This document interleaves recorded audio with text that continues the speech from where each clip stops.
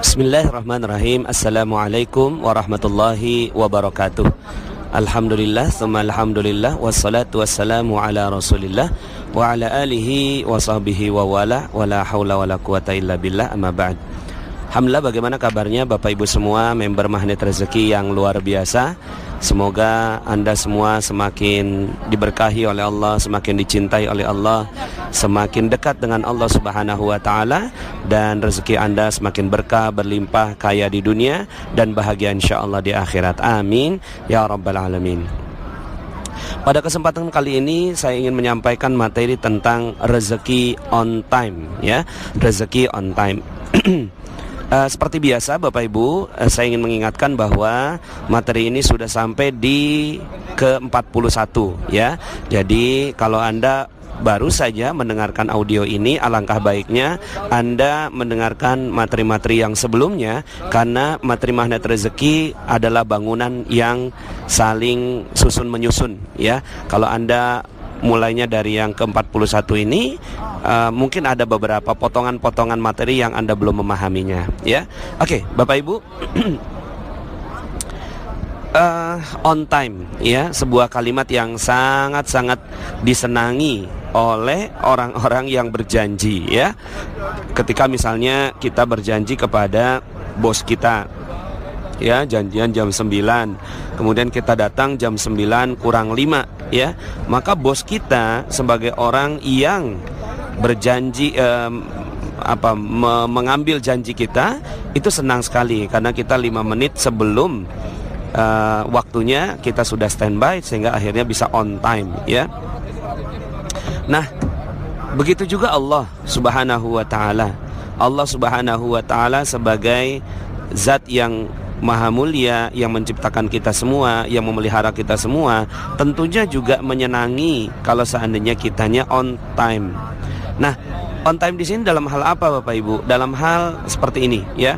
Ya, kalau dalam hal sholat, dalam hal ibadah, dalam hal yang lainnya, saya yakin Bapak Ibu sudah memahaminya dengan baik, ya. Ketika Allah Subhanahu wa Ta'ala memanggil Allahu Akbar, Allahu Akbar, hayya 'alas shalah, kemudian kita datang on time, pastinya Allah suka, ya Bapak Ibu, ya. Allah suka. Kalau Allah suka, ya, sebagai pimpinan kita, pencipta kita, Rob kita, ya, pemberi rezeki bagi kita, maka kalau Allah sudah suka, Allah pun akan memberikan rezeki kepada kita on time. Nah, saya ingin menyampaikan perspektif lain dari on time ini, ya. Bukan hanya sekedar dari perspektif kita beribadah on time, tapi juga dalam hal Allah Subhanahu wa Ta'ala memberikan nikmat kepada kita, kita juga harus menerimanya secara dan menunjukkan kepada Allah Subhanahu wa Ta'ala kita on time. Karena gini Bapak Ibu, terkadang kita suka delay. Delay bagaimana, ya? Delay, ya, kalau delay kan kita nggak suka, ya Bapak Ibu, ya. Misalnya kita pesan pesawat, ya, di jadwal jam 20 take off gitu, ya, kemudian ternyata delay gitu, ya. Dikasih kabar bahwa delaynya sampai jam 24 gitu kan, delay 4 jam. Itu kita nggak suka, ya. Kita nggak suka dengan adanya delay.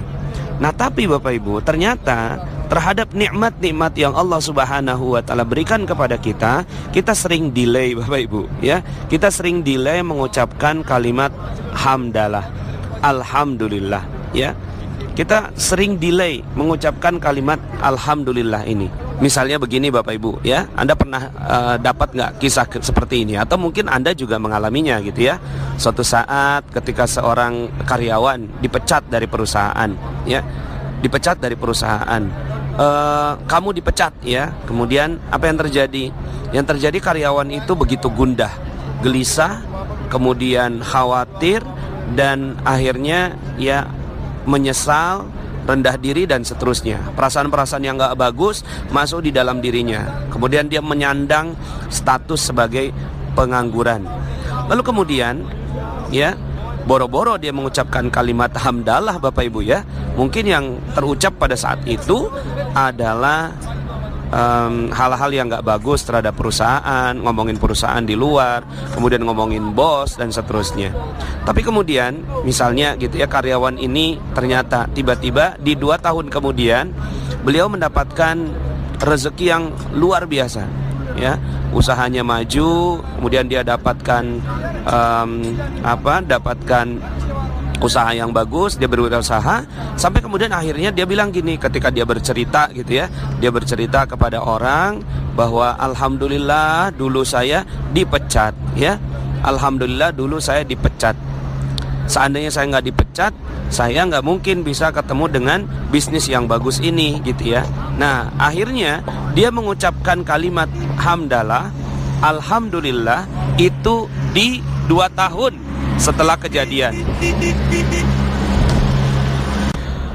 Ya, ini yang saya maksud delay. Jadi dia mengucapkan kalimat hamdalah, dia mengucapkan kalimat alhamdulillah itu setelah 2 tahun, Bapak Ibu. Setelah 2 tahun dia baru sadar bahwa ternyata Allah Subhanahu wa Ta'ala menyiapkan skenario terbaik baginya, skenario terindah bagi hidupnya untuk dia mendapatkan pekerjaan yang lebih baik dengan jalan dia dipecat. Nah, ini kan delay Bapak Ibu ya, delay selama 2 tahun, baru deh akhirnya dia bisa mengucapkan kalimat alhamdulillah ya, alhamdulillah Allah pecat saya pada saat itu sehingga saya bisa dapat pekerjaan seperti ini. Nah, Bapak Ibu yang dirahmati Allah Subhanahu wa Ta'ala, member Magnet Rezeki yang luar biasa, tentunya pada saat kejadian ketika dia bilang kamu dipecat gitu ya, kamu dipecat, seandainya dia bisa mengucapkan kalimat hamdalah, alhamdulillah gitu ya, ketika dipecat, bisa nggak Bapak Ibu ya? Mungkin sebagian diantara kita nggak bisa Bapak Ibu ya, tapi kita ini kan member Magnet Rezeki berbeda Bapak Ibu ya. Kita adalah orang-orang yang sudah nggak pakai jeruk nipis, sudah menjaga terumbu karang gitu ya. Kemudian kita orang yang sangat memahami tentang cacat yang sempurna gitu ya. Kemudian kita belajar dari cicak dan jerapah ya, dan berbagai macam ilmu yang baru saja kita pelajari sebelumnya, Nah, maka Bapak Ibu yang dirahmati Allah, orang yang Magnet Rezeki adalah orang yang memahami di detik pertama ketika kejadian itu menimpanya ya, kamu dipecat, maka dia tidak ada delay sedikit pun. Dia on time, dia sangat on time mengucapkan kalimat alhamdulillah gitu ya. Alhamdulillah saya dipecat gitu kan. Bahkan mungkin ya bercandanya gitu kan, Bapak mau berapa kali pecat saya gitu ya. Saking bahagianya Bapak Ibu, karena setiap kejadian yang datang kepada kita itu kan cuma bungkus permen Bapak Ibu. Allah akan siapkan permennya, Allah akan siapkan isinya, Allah siapkan